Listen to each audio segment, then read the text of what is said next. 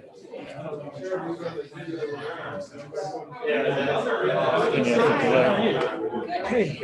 man. Did she tell you that we wanted to put some slides up? Okay, all right. Thank you so much. Nah, no problem. Let's see.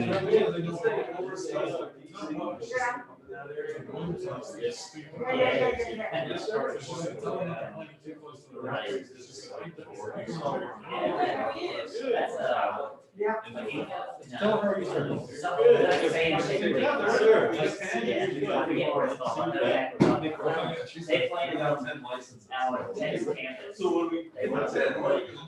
Hundreds of them in the first year they'll all live at the same time. They'll roll off and I have females. It's a male thing. I see.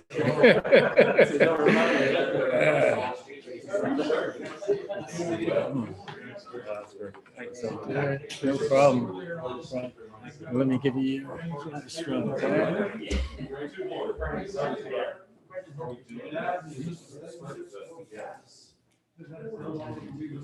Yeah, I don't see anything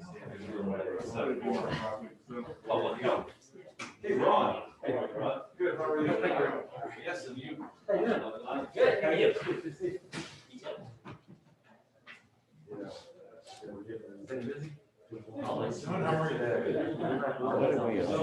Hey. Library?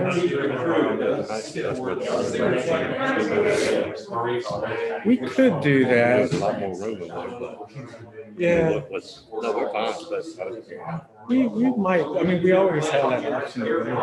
Yeah. this would be fine. I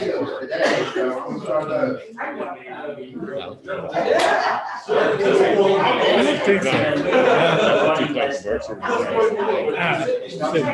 Shouldn't.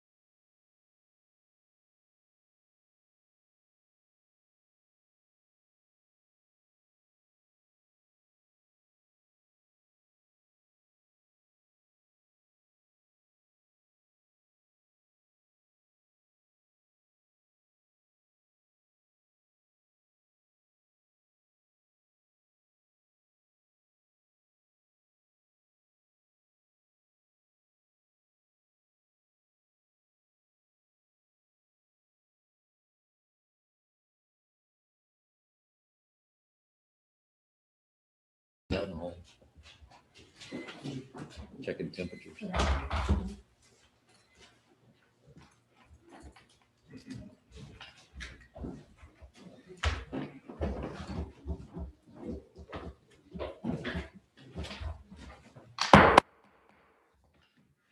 Call to order the Kent County Board of Supervisors, March 8th, 2021, regular meeting to order. Ms. Page, would you move to the invocation and pledge, please? My honor. Let's stand, please. Father God, we come to you in the sweet and most precious name of Jesus. We come with grateful and humble hearts, thanking you for this day. Lord God, we invite you into this meeting. We ask that everything that we do will be decent and order and will be pleasing and acceptable for you. We pray that the decisions that we make for this great county, Father God, that they will honor you and they will be the best decisions for your people, Lord God. Father God, we thank you for this day. We bless your name and we bless New Kent County and all the surrounding localities, this state and this country, Father God. Please keep your eyes and your hands on us. And these and all blessings we ask in your mighty name, say amen. Amen. The pledge allegiance to the flag. I pledge allegiance to the flag of the United States of America and to the republic for which it stands, one nation, under God, indivisible, with liberty and justice for all.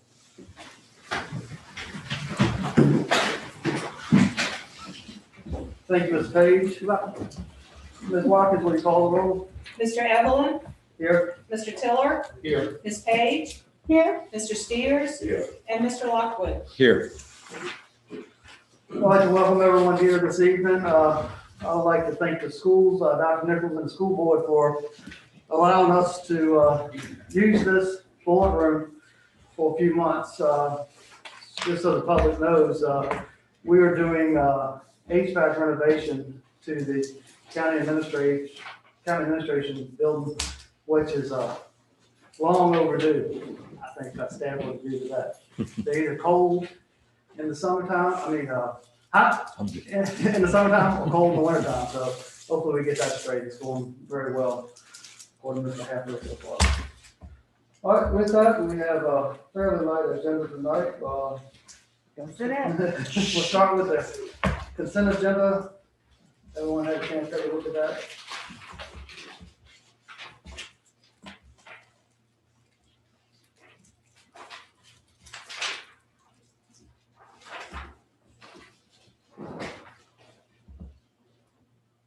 Mr. Chairman, Mr. Shaw? nobody has any changes. Mr. Chairman, I move to approve the consent agenda as presented and that it be made part of the record. Thank you, Mr. Tiller. Any discussion? If none, Ms. Watkins, call the numbers, please. Mr. Tiller, Aye. Ms. Page, Aye. Mr. Steers, Aye. Mr. Lockwood, Aye. and Mr. Evelyn. Aye. Next item is the citizens' comment period.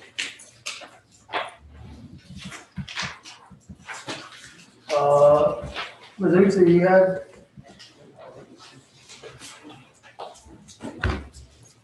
Sound sheet?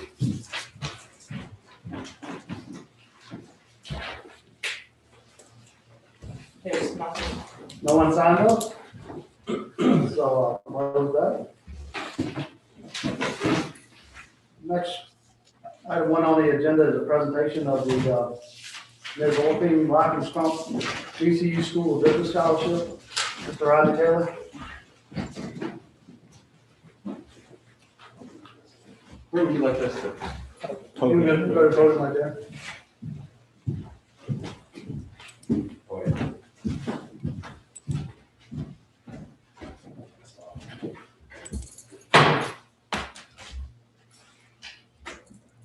Thank you, Rodney, for pulling that up. Sure.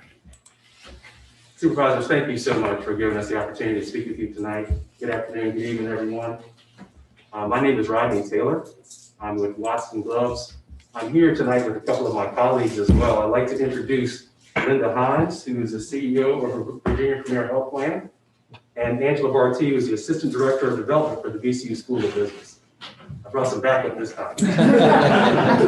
So we are really, thank you so much, really pleased to be here tonight. We just have a short presentation that we'd like to make tonight to give you some more information about the Orping Watkins Crump scholarship.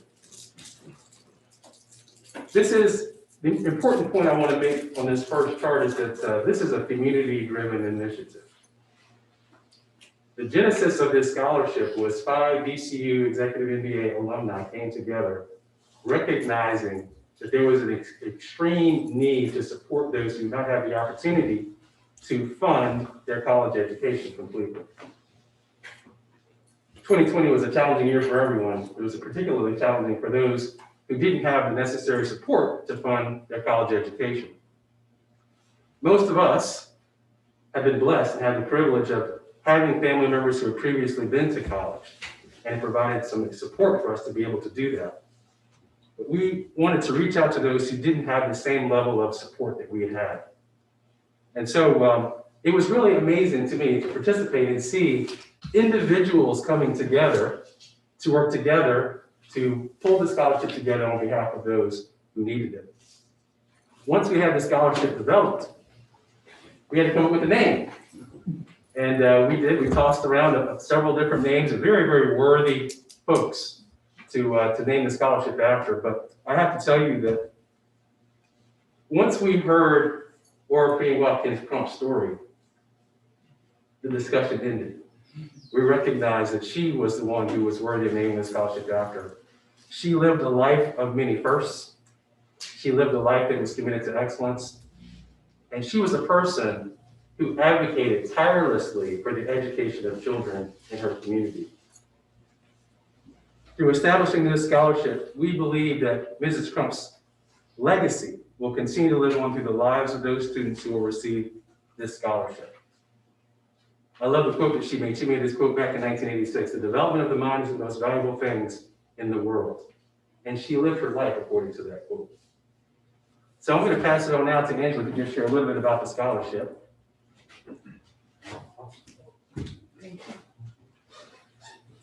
Good evening, I'm Angela Barty. I'm from the VCU School of Business. Thank you for having us this evening. We're really so delighted at VCU to have this scholarship named after Orphan Watkins Crump. It's been a privilege to work with a group of alumni who come from all over the city of Richmond, the surrounding communities, who decided we wanted to name a scholarship, not just in their names, because they could have, many people do, but they really wanted to honor the legacy of a local community member who embodied the support that we want to give to first-generation college students. And as Rodney said, when we considered various names, once we heard Orphan Watkins Crump's story, the discussion ended. This scholarship is particularly for first-generation college students. Those are students that we consider whose parents did not complete a 4-year bachelor's degree. Those students are particularly at risk because, as with everything in life, without parents being able to guide you on how to register for courses and where to go when you want to find an internship and where do you go to fill out your financial aid application, those students really struggle trying to be the first to achieve this really important accomplishment. But once they do, it changes their whole life.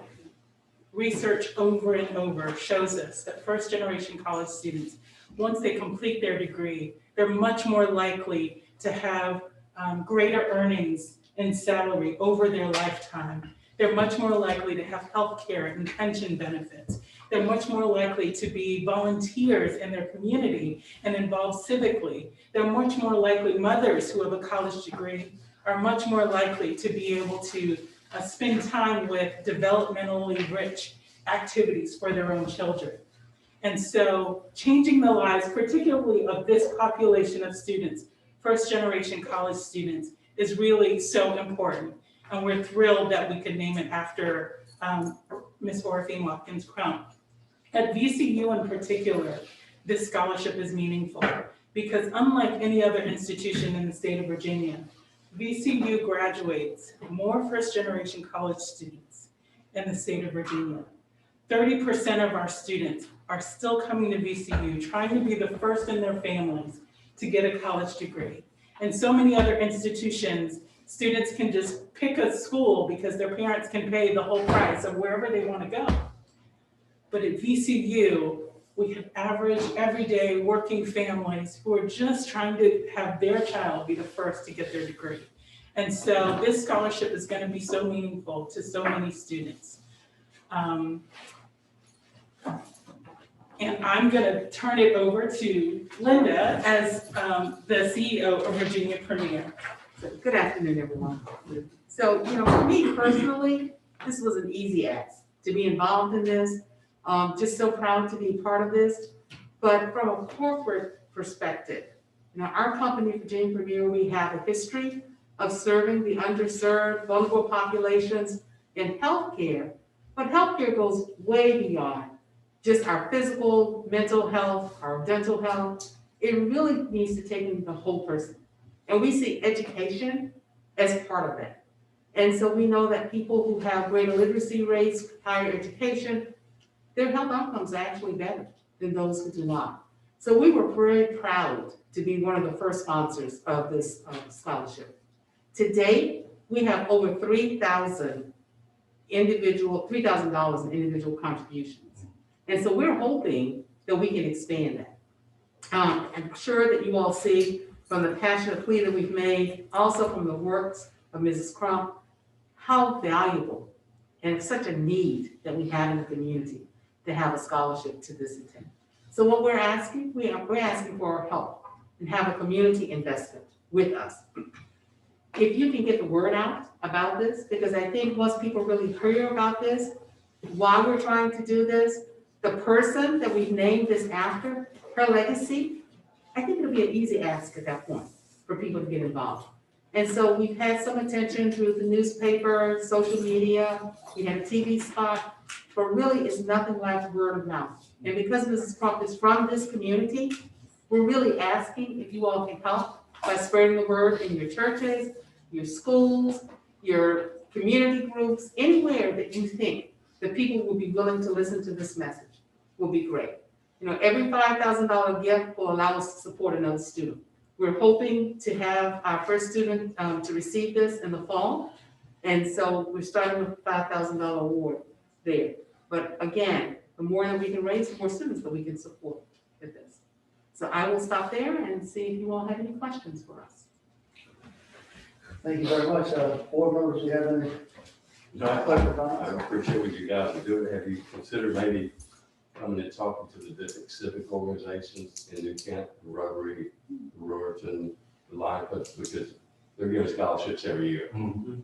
And now is the time that they're planning, and now would be a good time for you to come and speak to that. Absolutely. Great idea. Absolutely. And I can give you names and phone numbers. That's what we That's need. That's the magic word, right?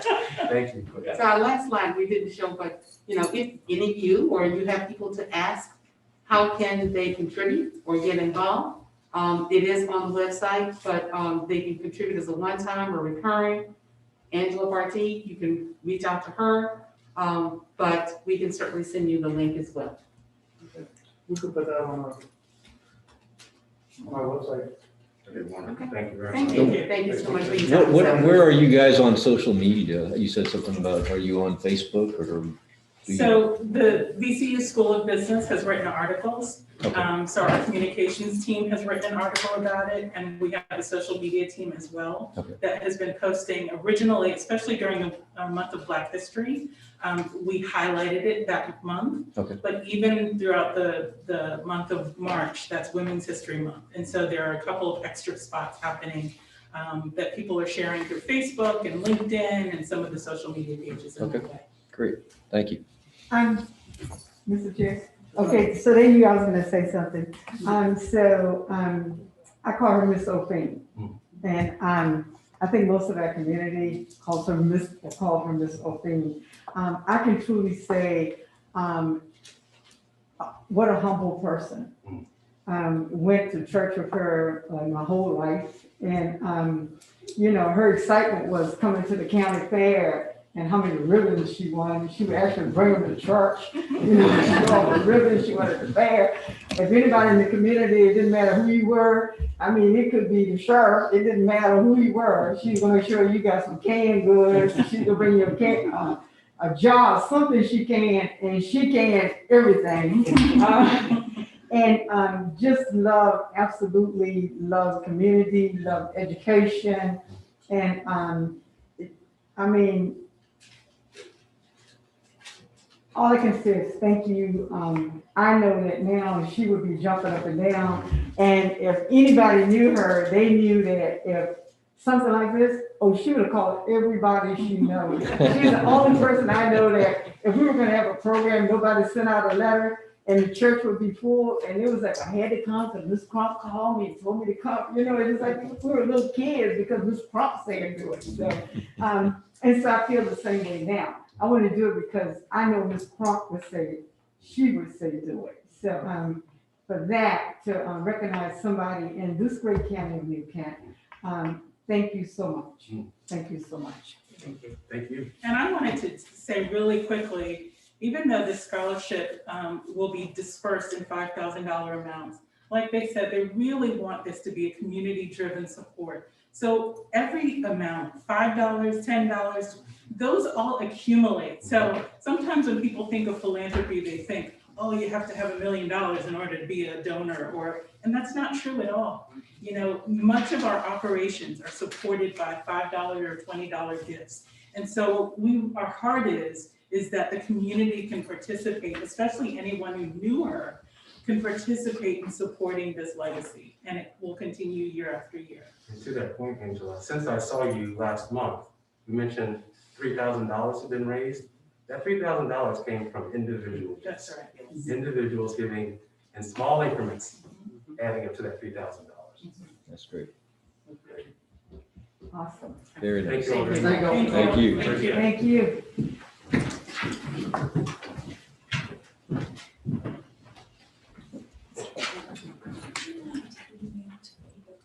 I love that picture they opened. Next item is Colonial Downs update. John Mark. Where have you been? Thank you, Board of Supervisors. Rodney. With me today is Stephanie Wisniewski, our General Manager at New Kent. And we wanted to brief you on our plans for the upcoming racing meeting, which was abruptly ended last season unexpectedly due to pandemic concerns. But this year, we applied for our racing schedule in November to the Virginia Racing Commission, which was pre-vaccine era, a lot of uncertainty at that time. And we're still navigating these plans through more uncertainty until we get to opening day, which is July 19th. So we applied to race 21 race days this year from July 19th through September 1st, Monday, Tuesdays, and Wednesdays at a 1:45 post time. Now the schedule sounds strange, but again, the uncertainties of managing this race meet through the pandemic, and we do see some relief in some of those restrictions that we've been working under for quite a while. Just last week, we extended our closing time to our normal closing time per the governor's update. Supervisor Steers had informed me of something I was not aware of new CDC guidelines pertaining to the mask mandate, which will become more widely known, I'm sure, in the coming days. But we do have a sense of continued relief between now and the live race meet that we will manage through. There is a coalition of entertainment and sports organizations in the Richmond area, which includes Richmond Raceway, the Flying Squirrels, King's Dominion, Busch Gardens, who are advocating for certain liberties and relief from restrictions as we move into the spring and summer months. If live racing were held today, we would be the benefactor of some of that relief per the work of this coalition of which live racing is recognized in. And if it were today, we would be limited to 250 occupants on the first floor, the third floor, and the fourth floor, which we've prepared to accommodate by releasing ticket sales with those requirements beginning March 15th. Those ticket sales will be online, and they're programmed in a way that if we get further relief and we can sit people at 4 tops versus 2 tops, we can adjust the nature of the program to be able to sell in those quantities. The outdoors is another story. I mean, outdoors, if we ran racing today, we would be able to welcome 1,000 spectators outside on the apron plus the grandstand seating, spaced adequately and distanced. And for those of you unfamiliar, our apron occupancy is 6,500 people, and 1,000 people does not create such a crowd if spaced generously. We're still planning on an outdoor air-conditioned tent for families and attendees with free general admission. And that tent will have TVs, wagering terminals, air conditioning, and some services. 1:45 versus 6 o'clock in prior years, the temperature, the heat, and so forth is much different. So very important that we continue with the tents. We are scheduled to run the Virginia Derby on August 31st. A day of full day of stakes racing, the Virginia Derby, the Virginia Oaks, and the newly minted Rosie Stakes will be contested on that day. 1:45 post time, weekday, I believe it's a Tuesday. So a great opportunity for organizations to attend. At our suite level today, we're limited to 10 persons per suite, of which we have 10 suites. Normally, they're rated for 28 people, but with respect to the current distance rules, 10 is the number. And if we get relief between now and then, we'll expand, that restriction. But with the Virginia Derby being hosted here in New Kent County again, we'd like to extend the naming rights and the sponsorship to New Kent County as we have in the past. A lot of benefits to this is that the promotion and advertising of the New Kent County Virginia Derby begins whenever New Kent County desires it were to begin. In the past, we've addressed this in June or July. Here we are in March, so you get more time for communication. A little known fact is that as racetracks and OTBs and different casinos and sports books have physical restrictions, pari-mutuel wagering on horse racing has increased during pandemic times. And there's been an increase in online wagering on horse racing of 60% year to date from March to March, which is an extraordinary increase. A lot of that is due to the shift in handle from bricks and mortar facilities to online. And we can all understand why, with access to the TVG network at home on a pandemic-stricken Saturday, many people are looking for something to do. And it's easy enough to open that account and entertain yourself with horse racing. Well, that is happening across the country. We see it in the numbers. The data is public information to the Virginia Racing Commission, and we monitor that closely.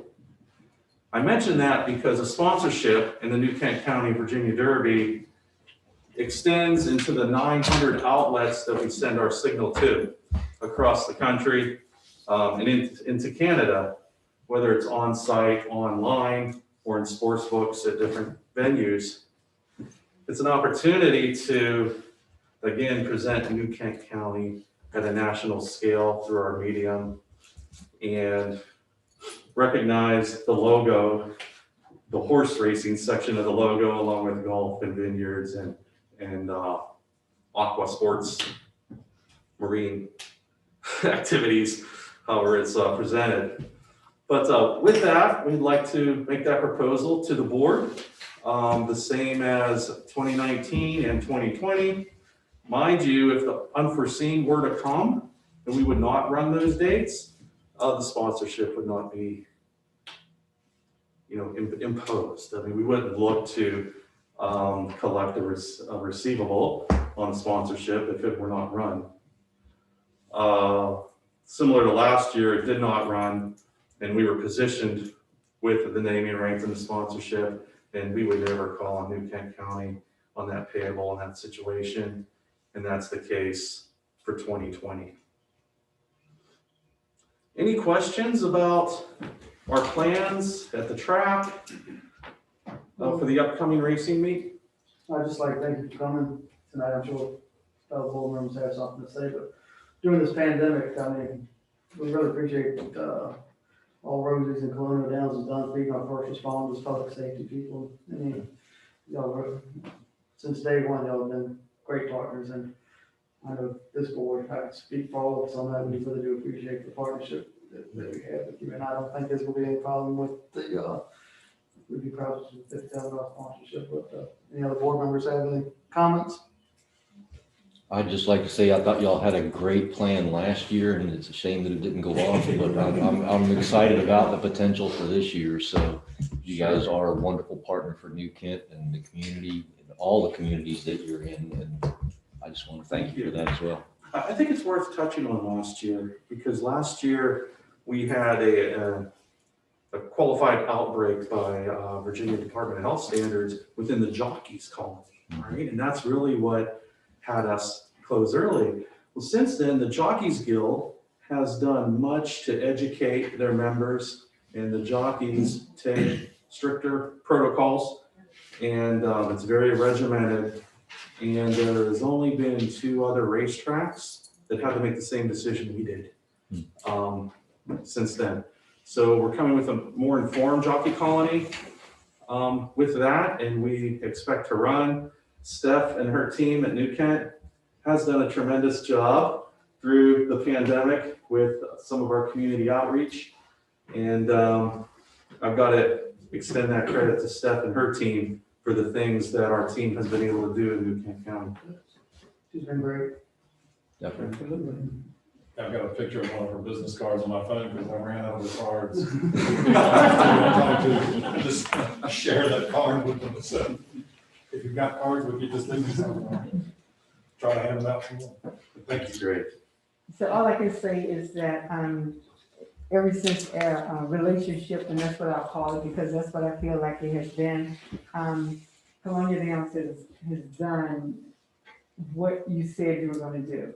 And here, for me especially, keeping your word is number one. And so you have done what you said you were going to do, and you have exceeded expectations. It is for that we said thank you. Thank you. You're welcome. It's an honor and a pleasure for us. Anybody else? So you're speaking of the TVG app. I just opened mine, and they got racing 11 minutes at Turf Paradise. If you don't mind looking at yours, give me some. Some tips on making a little bet here. Are there any rules about wagering during a meeting? Well, they say anytime, anywhere. I just looked at the app. That's all I did. Thanks, John. Thank you. Thank you. And thank you, Stephanie. Yeah, thanks, Stephanie.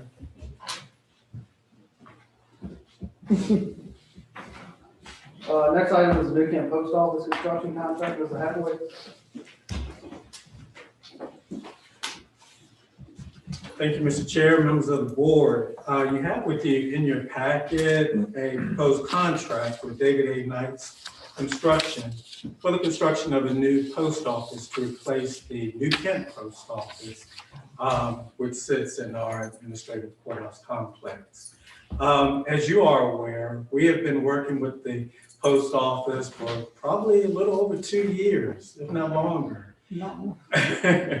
Trying to encourage them and convince them that the existing facility no longer meets the need of this community. It's just simply too small to handle the amount of volume that goes through that post office.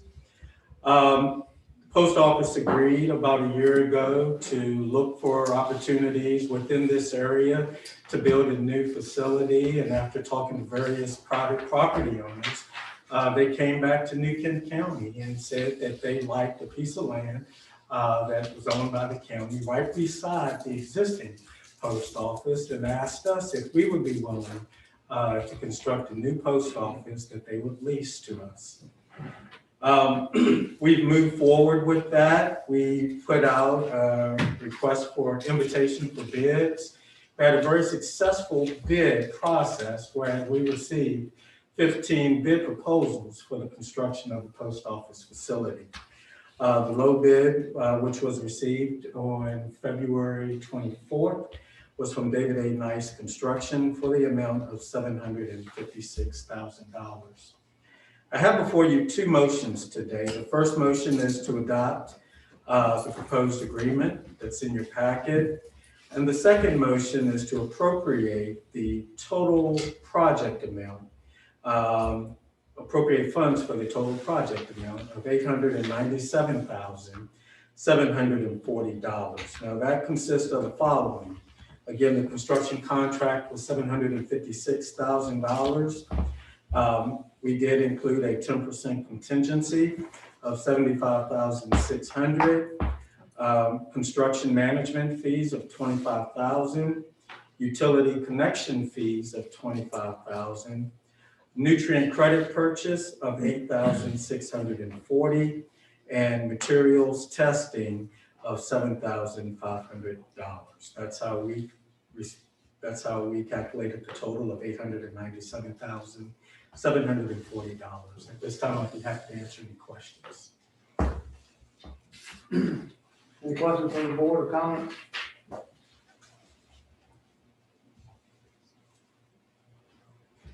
I do. Have you received comments back from the post office? Yes, we have kept the post office abreast of our schedule. I'm glad you brought that up, I'm sorry. Our goal is to turn over that facility to the post office by the end of October, which meets their schedule as well.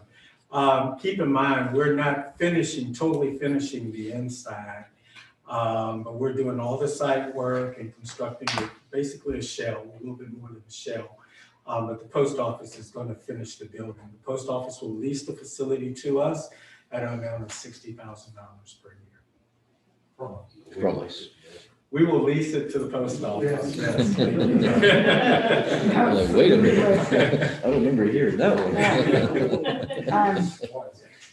So October is only when we turn it to the post office. It's not when we will open the post office. No, we anticipate that they'll be open to the public somewhere around the beginning of the year, 2022. Yeah. Okay. In January, I believe is their schedule.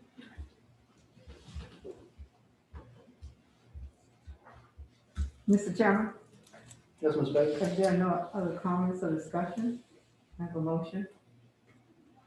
Mr. Chairman, I move to authorize the county administrator to execute the proposed agreement for the construction of the new post office to replace the current New Kent post office.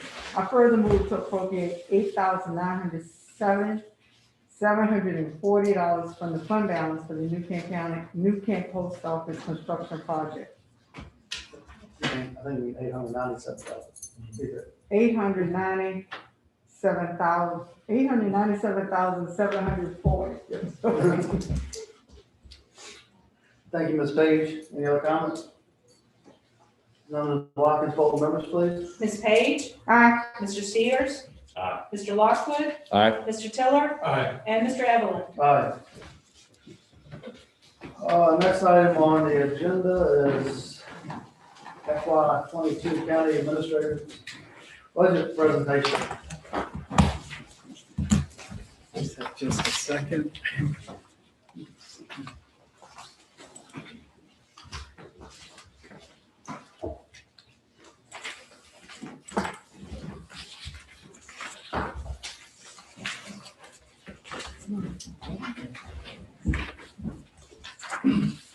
Thank you, Mr. Chairman and members of the board. I have before you a brief presentation on my budget recommendation for the FY 2022 fiscal year.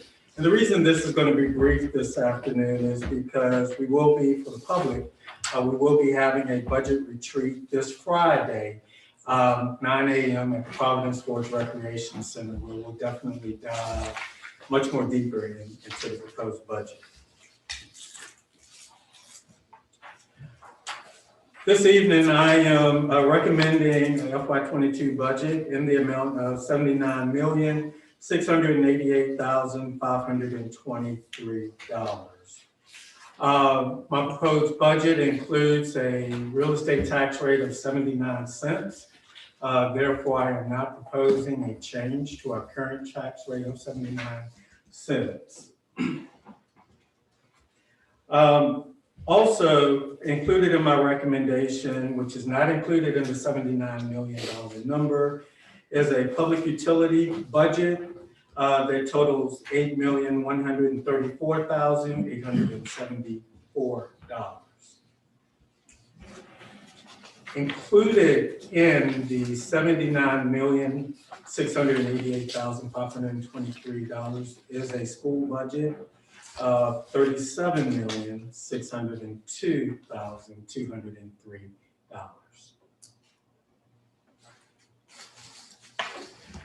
Each year I present to you a breakdown of our budget, and this is where the residents' tax dollars, how the residents' tax dollars are being spent.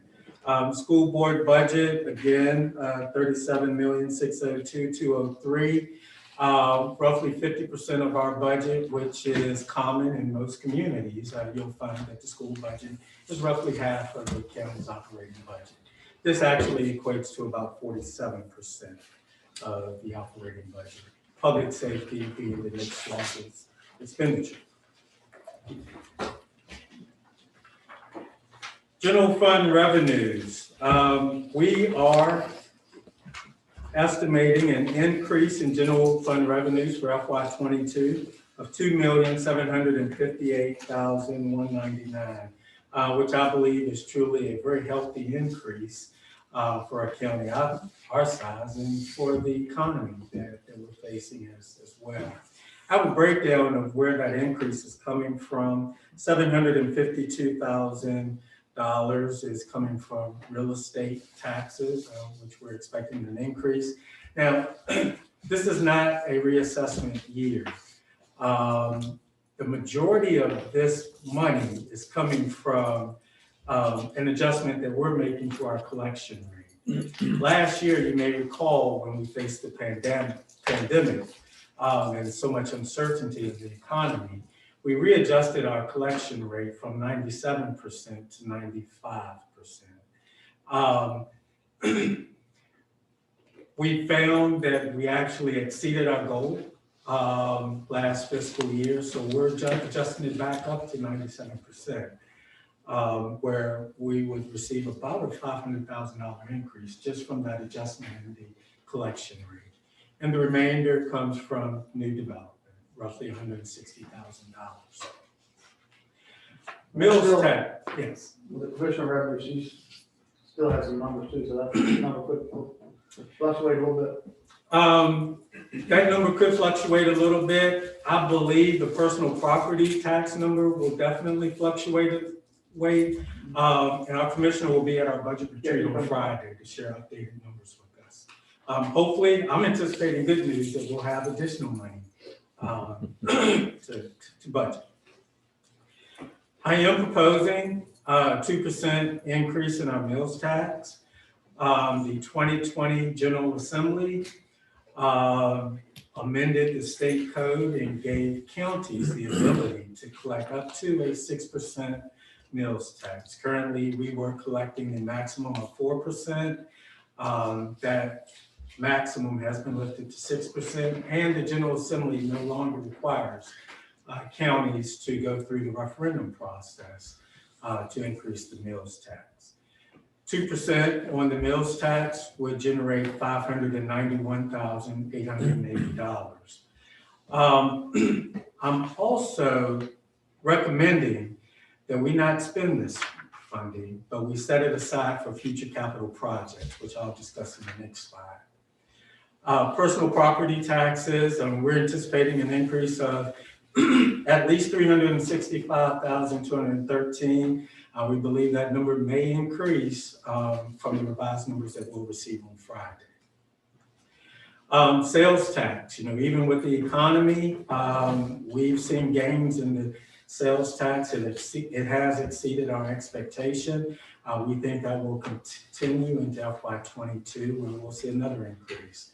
Public Service Corporation, we're anticipating an increase of 286,162, and this is just basically based on the trends we've been seeing over the past 5 years. Mills tax, that revenue is increasing. The existing 4% that we're currently collecting, we anticipate an increase in FY22 of another $200,000 just from increased activity, and we are working with a few new restaurants and food providers as well. Recordation taxes, the housing market is very busy right now. We're probably at an all-time high as far as the number of building permits that we're issuing. And in accordance with that, there's more lots being created and more lots being sold. Therefore, we're seeing increases in the recordation taxes as well. Permit fees, we're anticipating increases in that, and that goes from your building permits, your zoning permits, your subdivision permits. We anticipate a steady growth in construction activity as a whole. Interest revenue, although the interest rates are what we hope they would be right now, we do have very strong assets, and we do have projected a small increase in our investments as well. But that gets us to a total increase of revenues for FY22 of again $2,758,199. How I've proposed to spend those, and I'm sorry, see if I can move that for you. All right. Personnel actions and adjustments, $1.2 million in personnel actions that I am recommending, and I will go over in the next slide briefly. FY21 school set aside transfer.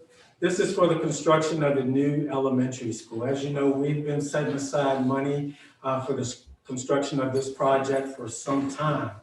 And right now we're setting aside a total of $3,150,574. This project is underway. We have borrowed the needed money to build the school. We broke ground last month. Therefore, there is no further need to set aside this money, and we're now transferring our set aside amount to debt service and operating. That's why you see the negative, because we're doing away with the set aside account. School operating, working with the schools, we've gotten an amount of $2,045,000 to operate the new elementary school. The debt service, the real debt service for the elementary school was $1,354,702. But within our debt service account, we've had some savings as we're paying off things and refinancing when we have opportunities. With those savings in our debt service line item, the true cost to us is going to be $1,296,023. Now, last year, when I presented the budget, my budget recommendation included enough money to cover the entire construction project for the new elementary school. When we readjusted our budget due to COVID-19, that was one of the adjustments we made, and we did not capture the entire amount needed at that time. And at that time, we didn't need that the entire amount. But we are $190,449 short that we would incorporate, and that is an additional cost proposed in the proposed expenditures.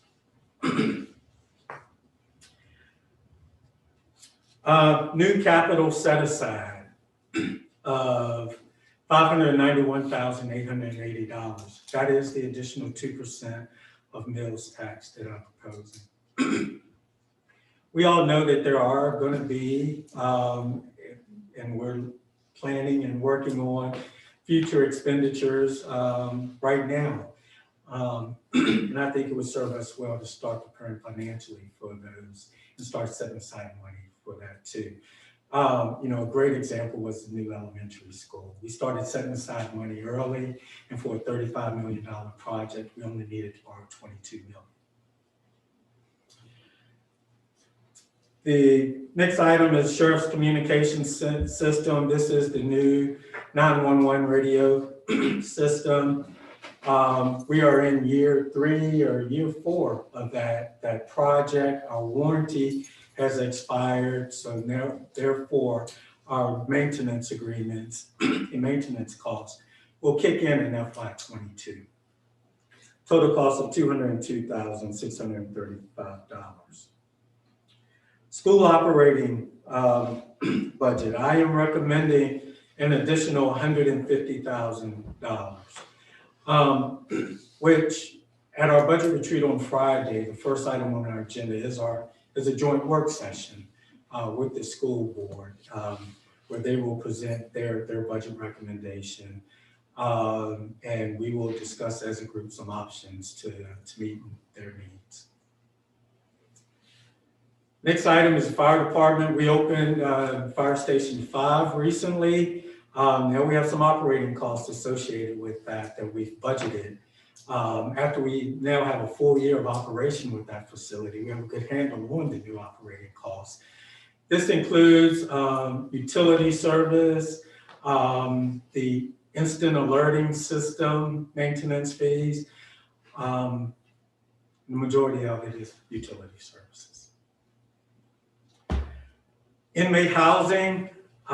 We have such an efficient and well-run sheriff's department. We're seeing an increase in our jail, our inmate stays, our per diems.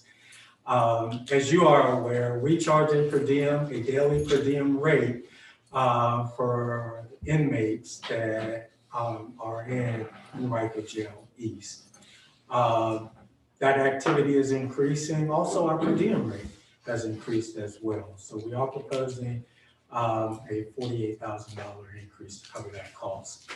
Bay Transit, we have an agreement with Bay Transit where we pay them $60,000 a year to provide transit service in New Kent County. And that's 3 buses that they operate in New Kent and Chalk City. Last year, they received CARES Act funding. Therefore, they decreased our amount to about $20-some thousand. That CARES Act funding was one-time funds, so therefore we go back to $60,000 next fiscal year, and therefore the additional amount we'll need is $46,000. We will have some additional expenses with the registrar. As you know, we've rented a new building for them to occupy. The annual rent on that building is $21,600. We also purchased new voting machines this year for the registrar. The maintenance fees, annual maintenance fees for the voting machines is $4,500. And we've also included in that $34,238 of new costs for the registrar, the utility services for the new building we're leasing. Next, you'll see in the next slide when we look at personnel actions, I am recommending funding to cover up to 3 positions for the sheriff's office. Along with those 3 positions, there's some other support that's needed, totaling $26,055, uniforms, supplies, and training. And then we have some non-major capital items as well, flatter, dump trailer, bush hog, totaling $20,160. The other line item at the bottom, that's department budgets. we have pretty much held department budgets flat. When you think about our department operating budgets, it's probably close to about 80% of our total budget. To only have an increase of $32,690. I'm very appreciative of our directors. They do a great job. They work very hard, and they're always trying to find ways to work efficient.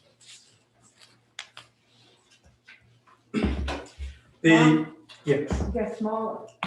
It's smaller.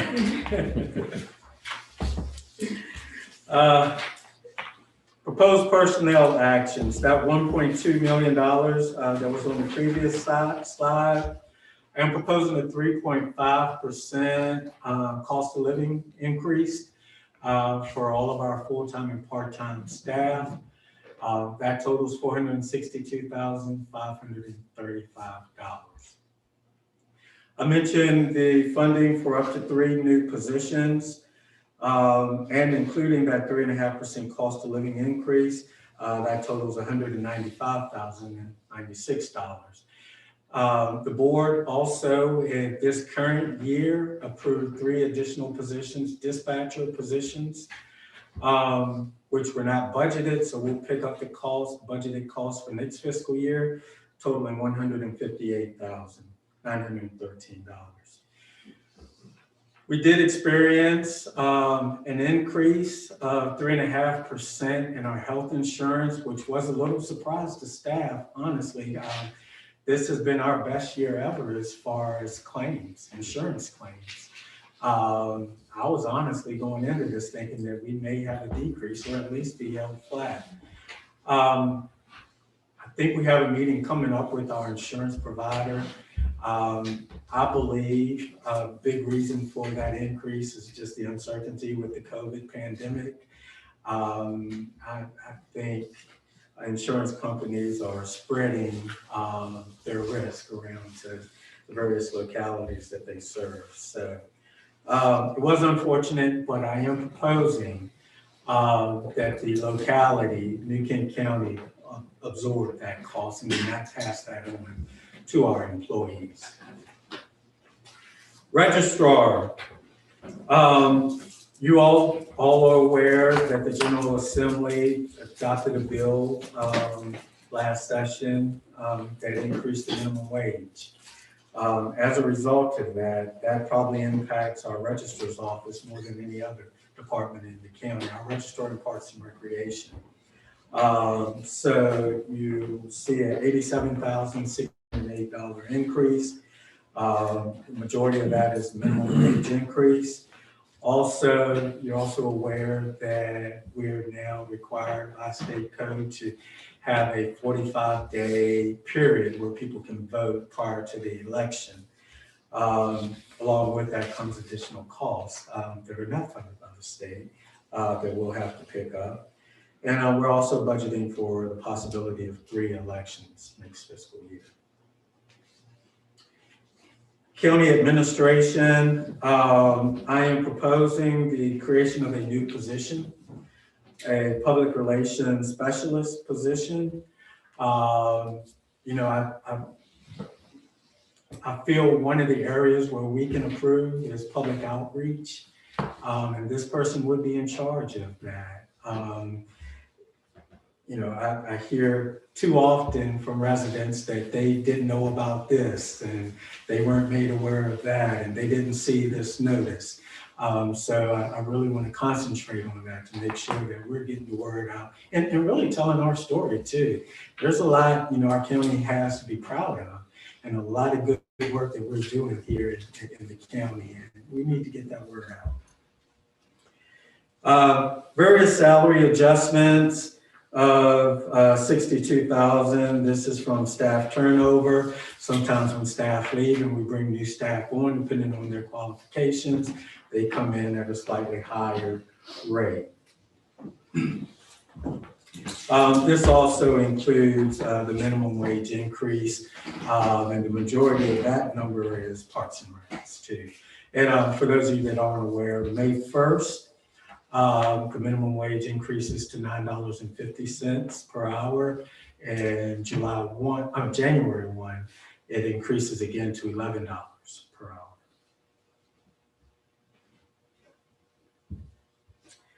Information technology, you approved in this year's budget, a new deputy director of information technology, and we started that position in January. We only funded it for a half a year, so therefore next year we'll have to pick up the other half in our budget.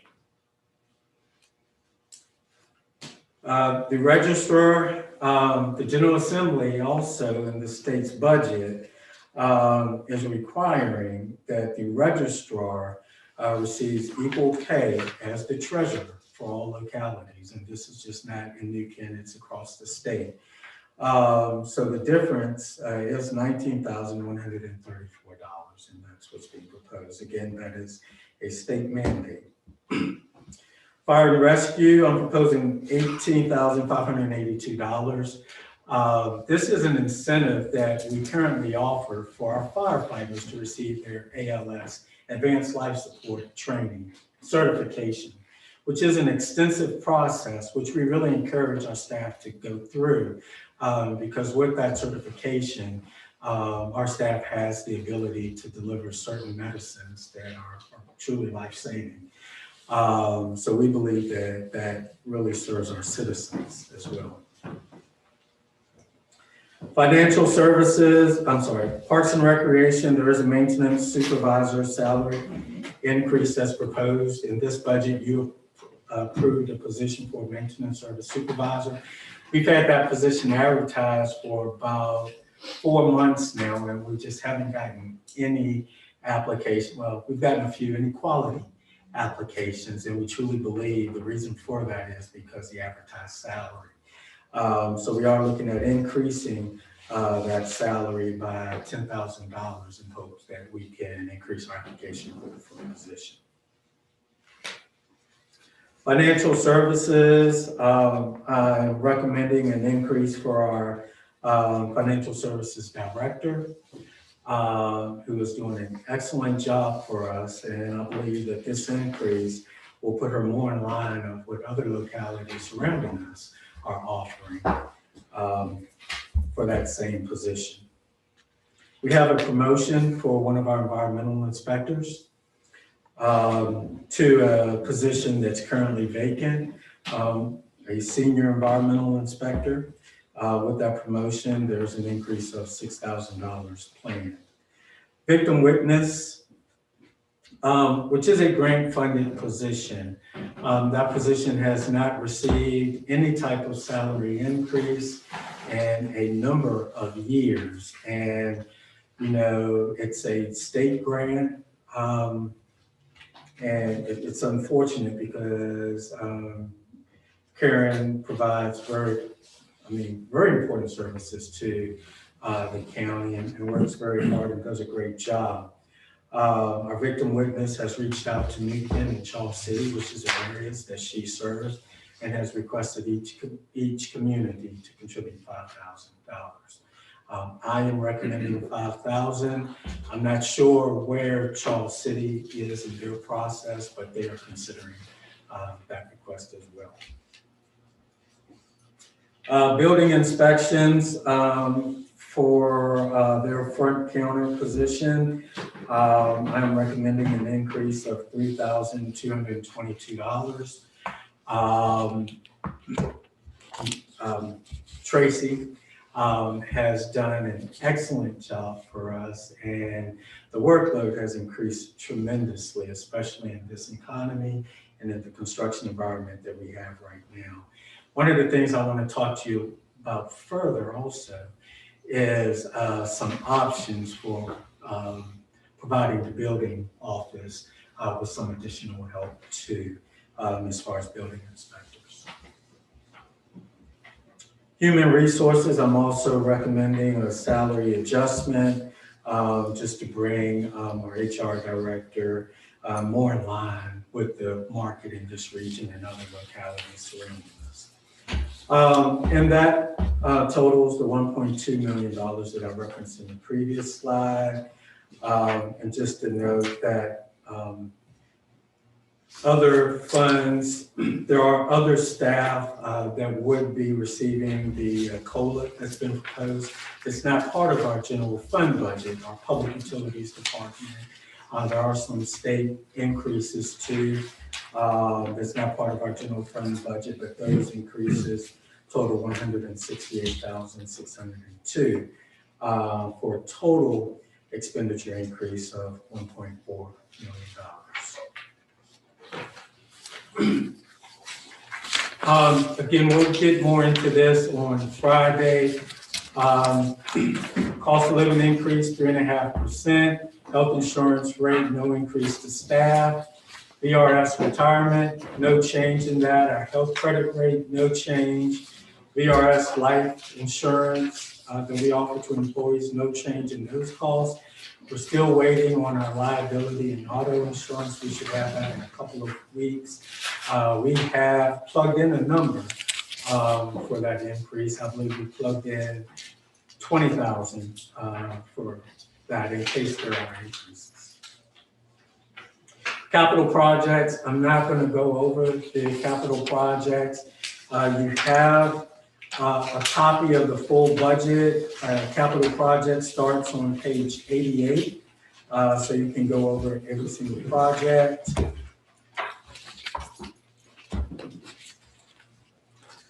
This slide shows how the capital projects are funded. $2.3 million comes from our CIP cash reserves. $500,000, $522 comes from our proffer allocation. State and federal grants total $1.5 million to total $4,379,130. Public utility fund. I am recommending a 1% rate reduction. As our system grows as a whole, we're in a position to do that. And 1% seems very small, but many of you will remember for many years, it's been significant increases year after year, pretty much an 8% increase every year. We've been able to halt that increase, and now we're going in the other direction of decreases. So I know 1% is small, but it's good that we're moving in the right direction, and the reason for that is growth. No increases in connection and availability fees. The Bottoms Bridge Service District, I am proposing a 2% reduction to the ad valorem rate, which would take that from 13 cents per 100 to 11 cents per 100 of real estate assessed value. Total budget for public utilities totals $8,134,874, an increase from $5,806,413. The increase is capital projects. The next slide you have before you gives a summary of the major of all the capital projects for public utilities. And again, that starts on page 88 of the full budget recommendation booklet that you have. I just want to conclude with the schedule. We are scheduled to have a retreat again Friday, March 12th at 9 a.m. at the Providence World Recreation Center. We're planning to hold a public hearing on the budget on May 10th. By state code, we have to wait 2 weeks before we can adopt the budget after the public hearing. Therefore, we're planning to be in a position to take action on the budget at our May work session on May 26th. That concludes my presentation. Thank you. Thank you, Pat. Thank you. May I have any comments? See you Friday. Friday, yeah.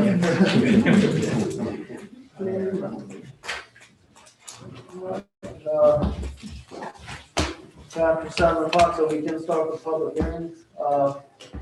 First public hearing tonight is CUP-01-21. Public business restaurant use. Ms. Ledoux? John, you'll go after me.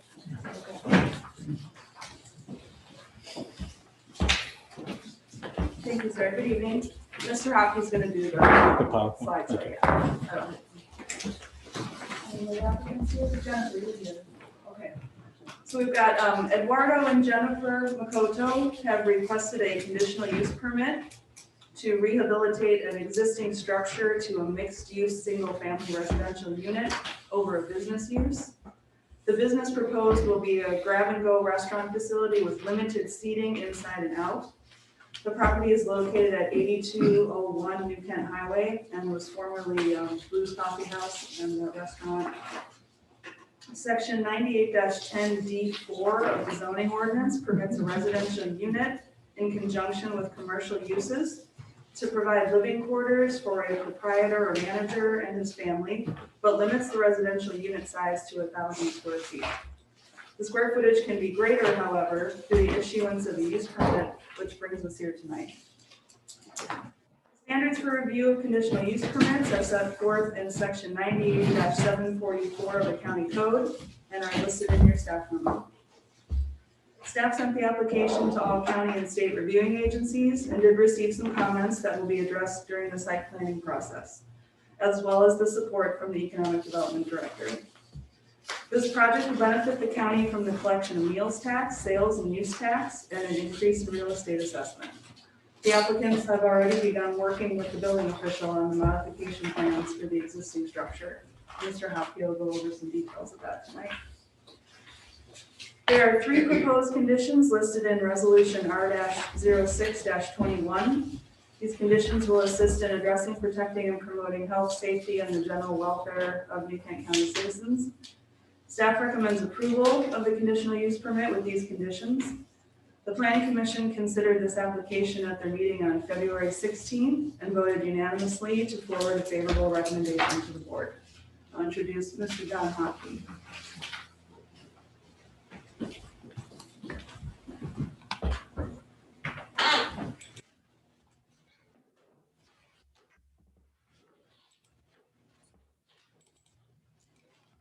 Mouse up here, Abby? I got it, but I'll give it to us. There's a no. There's a mouse.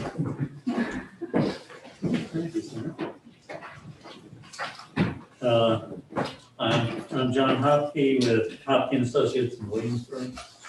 And the Makotos have hired us to help them plan and design the renovation of this property on New Kent Highway. And what they want to do is renovate it into a restaurant on the first floor and a residence above. And because of that mixed use combination, it requires we did a CUP. And I want to start out by telling you the staff here has been wonderful in making what seemed on the surface a very complicated thing into something that's very understandable and simple. And what I'd like to do is just kind of give you an idea of, conceptually what we plan to do, and then answer any questions you might have. So, okay, I can see it. So this is the property, and it's, of course, everybody in town, in the county is probably familiar with it because it's right on the main road. But it's seen better days, and so there's a good bit of work to do to it. This is a survey of the property, and it's zoned business up front, but it's a lot of property. It goes off the page to the top, and the rest of which is agricultural, of course. And but it in its most recent use, it was a restaurant, and it's got this is the highway out here, and at one time we think it used to be a service station. And so there's this big concrete apron out there. And then right now it's gravel parking, this sort of namby-pamby, and that's a technical architectural. And what we're proposing is to try to, and this is conceptual, at the site level, is to try to formalize it a little bit and make it easier to get in and out and a cleaner situation. So zooming in on it a little bit, the idea would be to put customer parking on one side and then put residential parking on the other. And I should mention that we got a comment from VDOT saying that we can't have 2 entrances. But then I've spoken to them recently, and they were willing to entertain a waiver to allow us to do it like this. And it seems they seem very positive about it, last conversation, but. So we can't really guarantee we'll get this, but we'll see what happens. So, and what this would do is we get the cars away from the front of the building and it would, dress up the streetscape. So from a architectural standpoint, what we're talking about is the first floor is similar to the layout that it was. It's got a hood in it already and a big kitchen. And what we would be doing is setting up an area where you come in, you queue up and you go through and get the food. And as Kelly said, it's a grab and go. So you'd have food to go prepared. And then as you leave, there's room here, standing room tables. You could eat here or go outside, and we're proposing outdoor dining, or you get in your car and go. There's an existing porch on the back of the building, and what we're proposing to do is tear that porch down. It's in pretty bad shape, and add another porch. And this serves two purposes. One is gives a covered entrance to serve the kitchen to the back. And then, but also it creates a legal means of egress for the upper floor in addition to the stair that's inside. So what this does is it gives us, it makes it for a safer environment on the second floor. So this is, the whole second floor would be a residence, and you come to it from this side, whereas you come to the restaurant below from that side. So on the exterior, they could wind up looking something like this, and this should move in a second. I don't know if it's gonna work. Wait a minute, Oh, I wait, see wait, it. wait. There we go. Working on my computer. Well.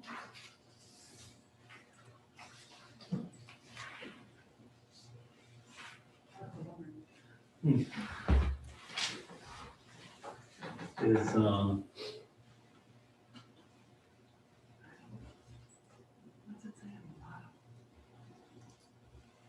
anybody read that? Quick time not available. Okay, well. With no glasses, man. Yeah, in your package, you do have rendering. And so what it, let me see if I can get to the next slide. Well, it's the same image. But what you would have seen as we went around is that the porch on the back creates this nice stair, and has a great view out the back for the but this perspective from the front kind of gives you the changing character that you would see. And so that's pretty much the conceptual design. And I'm happy to entertain any questions. Anybody have any questions? Of course I do. Go ahead, Mr. Steer. Ms. Hopkins, I would just say, if you could make that existing building look like that, I don't care how many people live in So, this is in District 3, so I'm telling you, you're gonna need more than 10 parking places. That's what I was. So do you have a plan for additional parking? Well, Not relying on VDOT? yeah. Okay. Yeah. There's plenty of land there to achieve it. Mm-hmm. Okay. But in concept, we don't have it on concept plan yet. Okay.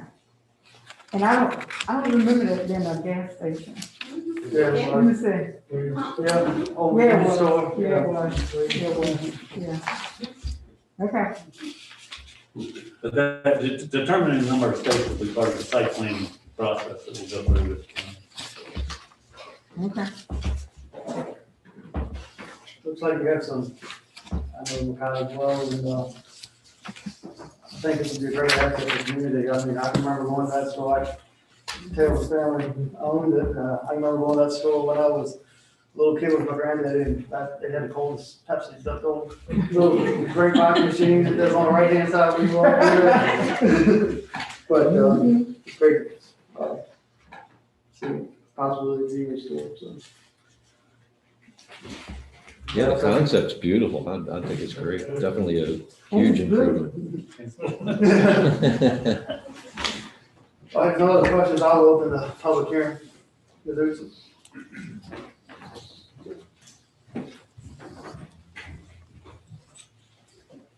There's one person signed up, Dr. Mercado. You come up. If you don't mind, just state your, if you don't mind, just state your name and address for the record. Absolutely. Over there or on my left?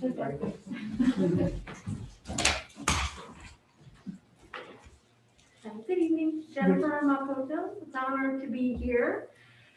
This is our project, our baby. I live currently at 2828 Bending Birch Lane in Quinton. My family's been there for 4 years, and that's on Patriots Landing. We're also members of St. Peter's.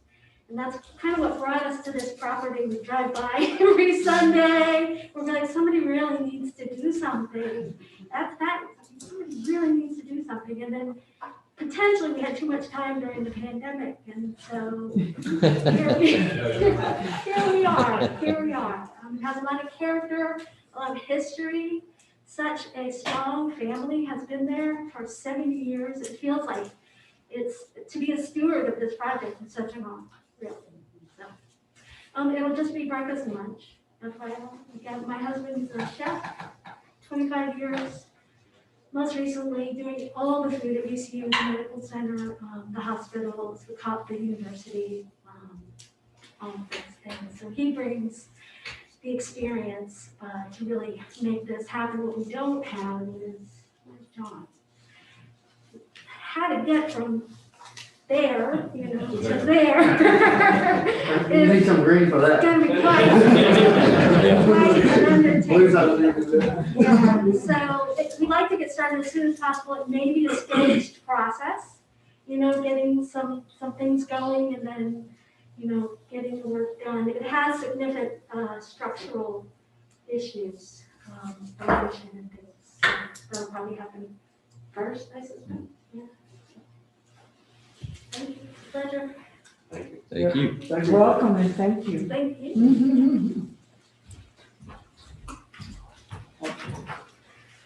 Nobody signed up, I'll close the public hearing. Any further comments from the board?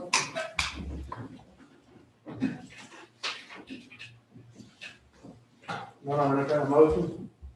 Mr. Chairman, I move that we approve resolution R-06-21. Thank you, Ms. Page. Any other comments? None, Ms. Watkins, poll the numbers. Mr. Steers? Aye. Mr. Lockwood? Aye. Mr. Tiller? Aye. Ms. Page? Aye. And Mr. Evelyn? Aye. Thanks, Kelly. Next item is ordinance O-05-21, subdivision ordinance. Ms. Hadley. Thank you, Mr. Chairman, members of the board.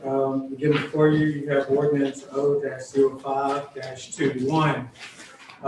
This is a proposed subdivision amendment to section 98-10 of the New Kent County Subdivision Ordinance. What this ordinance amendment does, it would permit boundary line adjustments and lot consolidations to occur on properties within the Agricultural and Forestry District program and properties that are within any land use taxation program.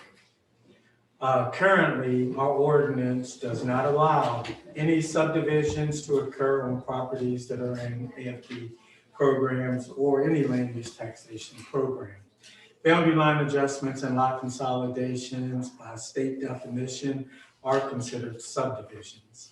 Therefore, that's currently not allowed. If this is adopted, boundary line adjustments, lot consolidations will be permitted to occur, but all properties must be currently within the district to occur. It's not an instance where one property can be in, one property can be out, and you can adjust boundaries. Both properties have to be in the district in order to do that type of subdivision. That would be the same. Have to be in the same district, yes. This came about from, he's on the planning commission now. Well, he did have an issue, that this ordinance would have allowed his property to stay in the agricultural and forestry district to do a boundary line adjustment. Unfortunately, he had to remove his property out of the district and pay 5 years of back taxes just to do a boundary line adjustment. And all the properties were in the agricultural and forestry district. No new properties, no new lots were being created. We are trying to, I guess, not put other people in that situation. So I we're noticed gonna, that it's happened a few times, especially if someone passes away and has some land, and the piece of land is all in AFD, and there's a boundary line adjustment for some odd reason that you're not creating another parcel. I mean, but to do a boundary line adjustment, you have to take that whole parcel out of the AFD. I mean, if you create another parcel, you would have to pull it out of AFD, but this is for like mostly boundary line adjustments and stuff like that, so. State code allows this for some reason. It's like Hadley says, cleaning up our language, but our ordinance says a boundary line adjustment is a subdivision ordinance, so, but you're not really creating a new lot, so. yeah, I think we'll call this the Joe Davis amendment. Because I know he went through this when he sold his father's house, and ultimately it cost him thousands of dollars.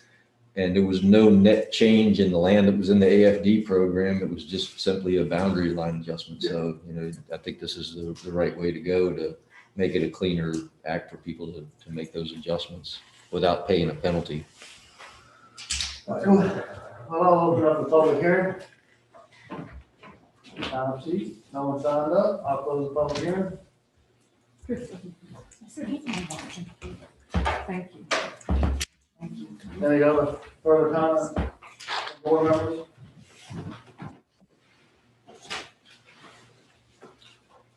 No, I'll entertain a motion. Chairman, So, I move to adopt ordinance O-05-21, amending section 91-10 of the Newton County Subdivision Ordinance. Mr. Tiller? Any other comments?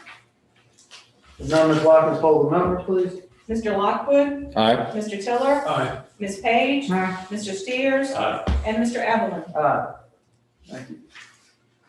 Next item are elected officials reports. Mrs. Steers? The only thing I'd report is the COVID-19 vaccine clinics that are going on in the county have been quite a success.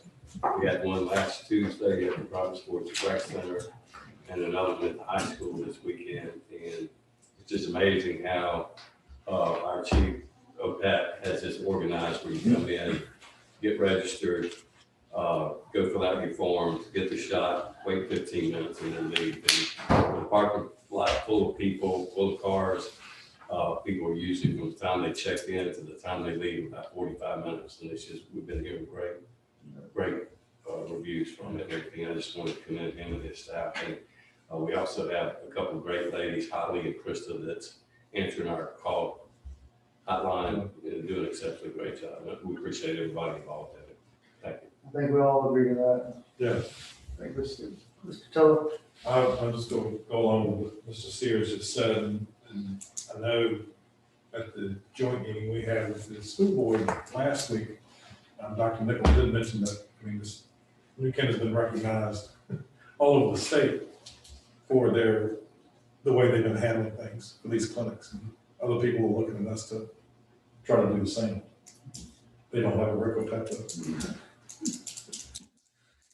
Ms. Lockwood? I would second that as well. I mean, I actually got a call on the way here. I told my neighbor that I was coming to the meeting. He said, well, I got something I need you to say then. And I'm like, oh Lord, here it comes.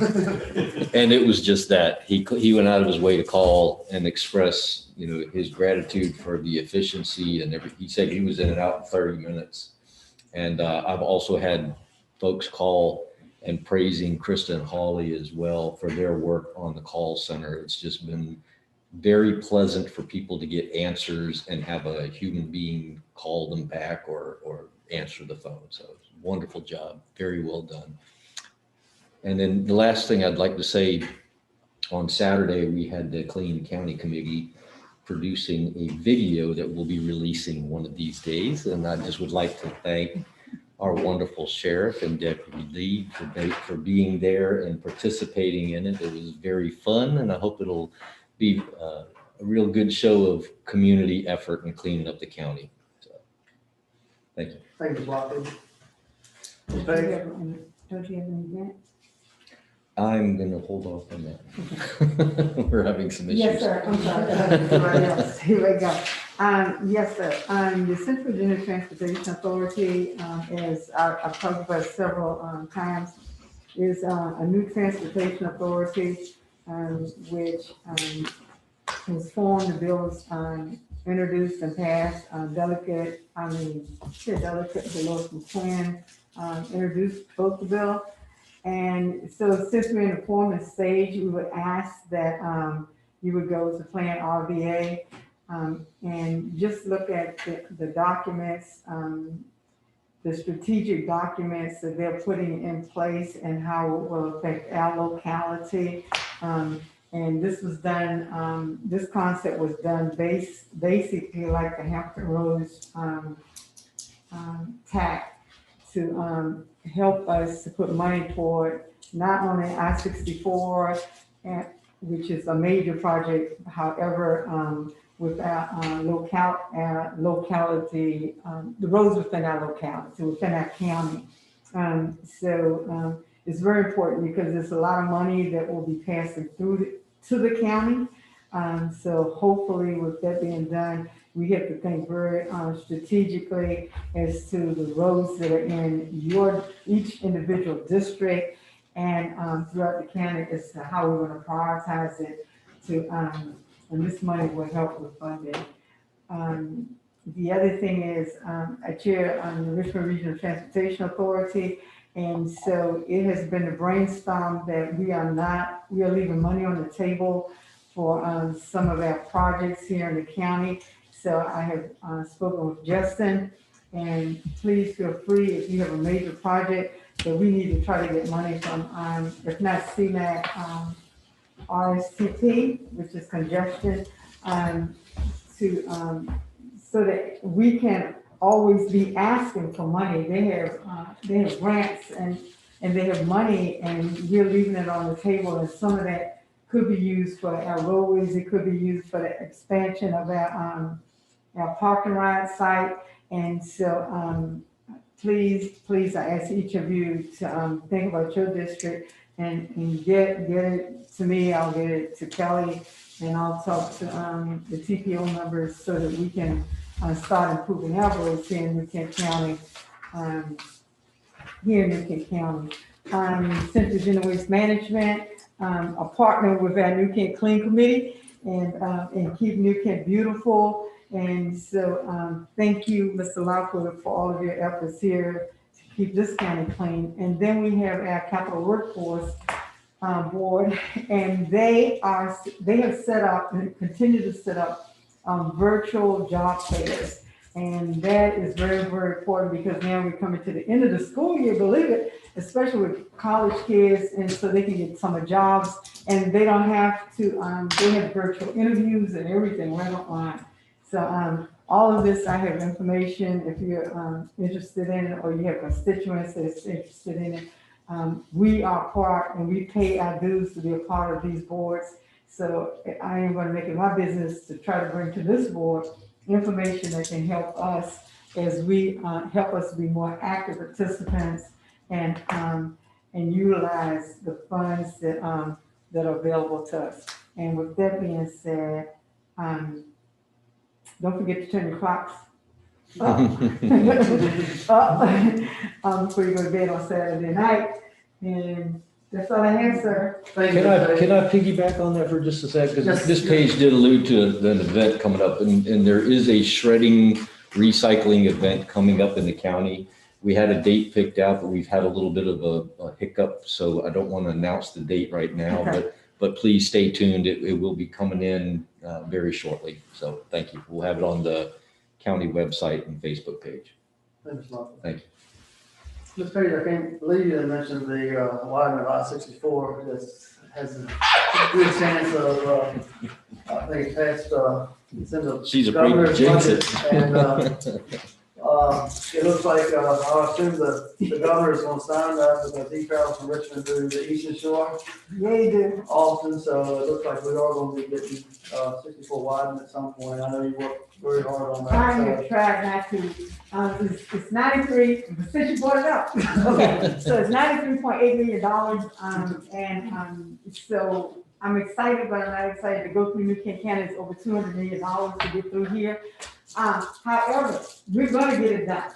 And so, and I'm gonna call all my board members to help me. I don't care what we show up at, but we're gonna get that interstate wide. We're gonna get them to complete 60. And we also gonna get those shoulders back on 249. And I'm done. Just one other thing I have is, I'd just like to echo what the fellow board member said about the way the testing is going, but I talked with the fire chief today, just so the public knows, I think the clinics are gonna start switching to Friday, is that right? They're starting, what's the date again? March 19th. March 19th. As of now, they're on Tuesdays, but they're going to be switching to Fridays on March 19th at the schools. I think that has worked very well. Again, I've had a lot of positive feedback from constituents. So when I was talking to the chief, they said it's working well. It's not working well, keep on doing it. So school's not in on Friday, so that's the reason we're going to switch the days till Friday. And I give the opportunity to get the building clean for Monday, so kids get back in school. So again, this has been a team effort between fire department, county administration, sheriff's department, and schools. I just like to thank everybody. And if you haven't got on the got your shot, or you want to get your shot, please call the call center 966-9677, 966-9677.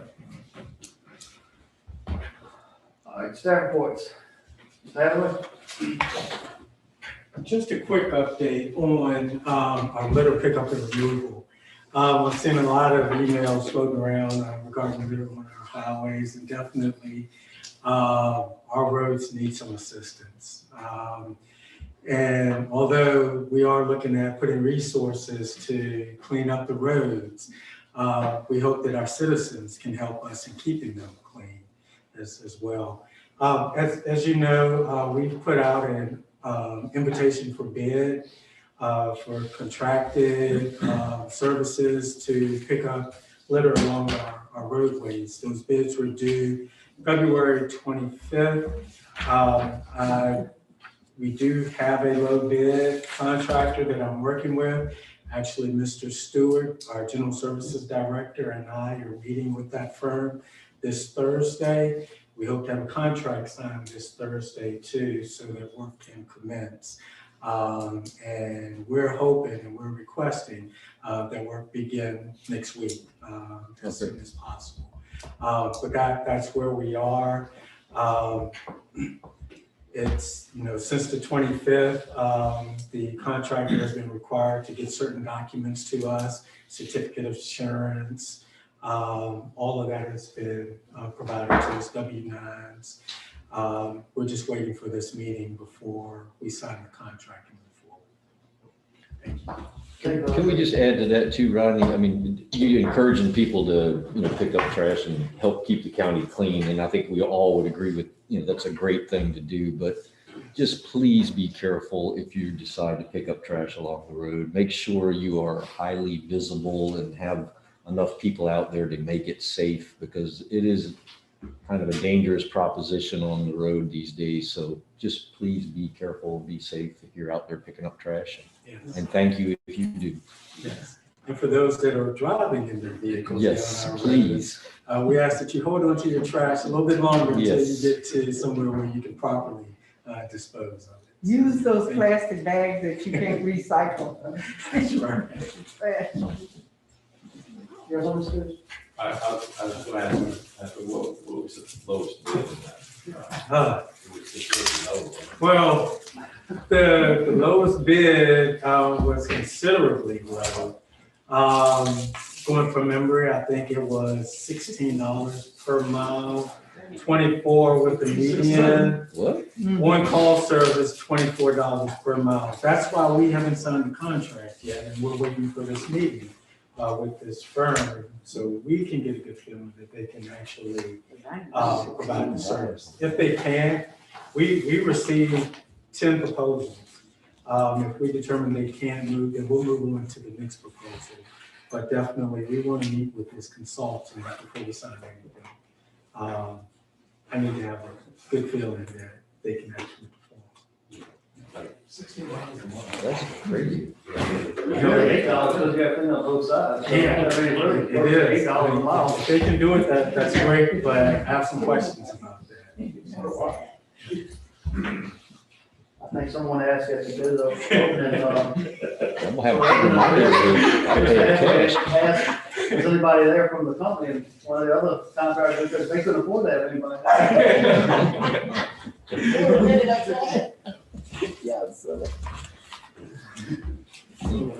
Any other staff reports? Any other business from any board members or family?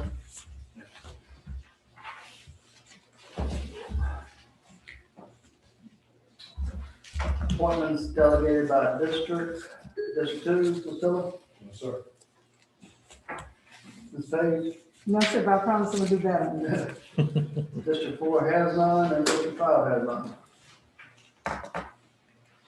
Appointments not delegated by district. Anybody have any? No, sir.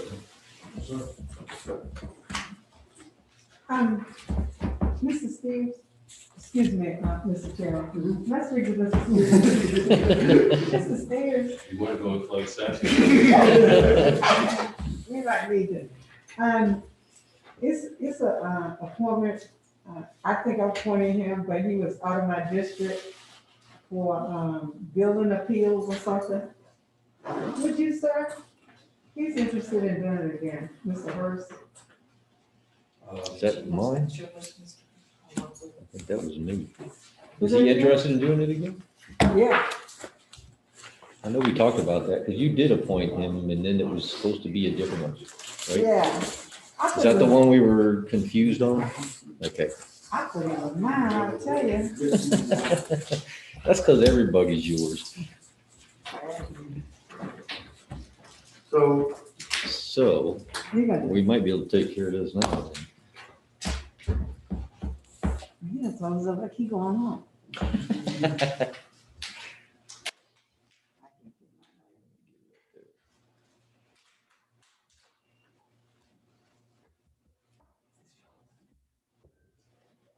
Let me get this thing so you can read it. Got it. Here you go. So David Hurst, right? Uh-huh. Got it? Got it. Okay. Thank you. So, we can take care of this now then. Okay. Mr. Chairman, I move to appoint David Hurst as an at-large member of the Board of Building Code Appeals, Board of Fire Protection Code Appeals, to serve a 4-year term beginning, I guess, today, ending December 31st, 2024. Thank you, Ms. Lockwood. Volume poll numbers, please. Mr. Tiller? Aye. Ms. Page? Aye. Mr. Steers? Aye. Mr. Lockwood? Aye. And Mr. Evelyn? Aye. Next regularly scheduled meeting of the Board of Supervisors will be held at 6 p.m. on Monday, April 12th, 2021, and the next work session will be held at 9 a.m. on Wednesday, March 24th, 2021, both in the courtroom of the historic courthouse. The board will also meet for budget retreats beginning at 9 a.m. on Friday, March 12th, 2021, at Browns Forge Recreation Center, 9900 Carriage Road, Browns Forge. Business meetings adjourned. Thank you, Ms. Page.